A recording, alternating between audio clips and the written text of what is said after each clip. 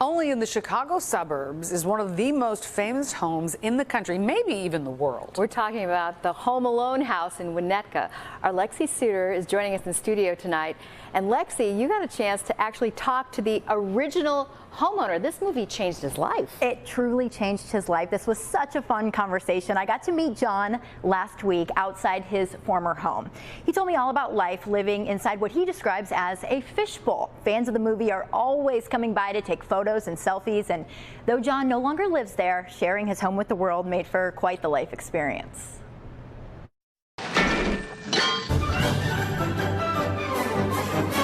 671 Lincoln Avenue may be one of the most famous addresses in Hollywood history. Kevin! After all these years, I feel the same way. It's like, my gosh, how the heck did this happen?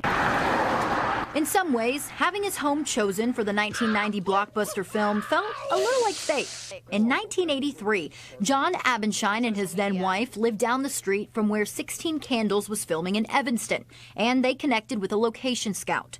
Years later, now living in Winnetka, their doorbell rang. She said that she was scouting around the neighborhood for a home that might work for Uncle Buck. It wasn't a fit for that film, but the scout came back to them for Home Alone, and they agreed. We lived here during the filming. We were able to create our own apartment within the home. We had a second floor master bedroom. It was a memorable 5 months, to say the least, but no one could predict the fandom that would follow once the movie was released. We're watching TV, and I noticed a nose pressed up against the glass of the family room, which is the front of the house. So I ran outside, and the place, people were all over the lawn. There were cars lined up and down the street. I thought, okay, this is just a temporary phenomenon. Finally got to see you. We feel good now. It was not temporary. The fan visits and the photos became a part of the Abendscheins' daily lives. This right here is very normal. Very normal. Almost 35 years later, this home averages about 400 visitors every day.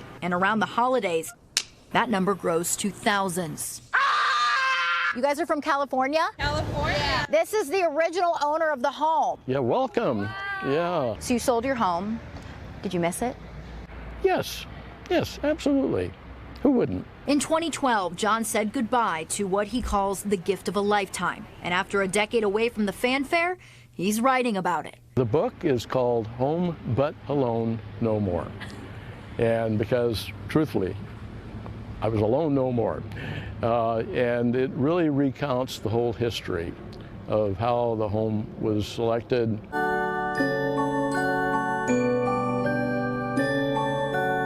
What it was like to live here, and to get to know cast and crew. Heads up! Don't worry, Marv, I'll get him for you. At a personal level, they became almost like family after a point. So in the video there, you probably saw how the front door and the windows are boarded up. Well, there's a new owner. This owner is restoring the home to be exactly how it was when John lived there and when the movie was filmed in 1990. I did get to go. Isn't that great? I did get to go inside because it's under construction.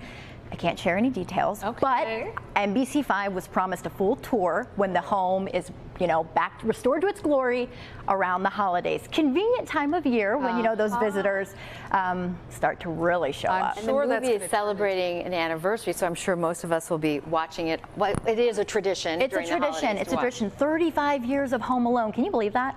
I can't. I mean, it's hard to believe, but yeah. And I bet you that turns into like an experience Airbnb or something. Absolutely. I heard the owner does not live in Chicago or in the area.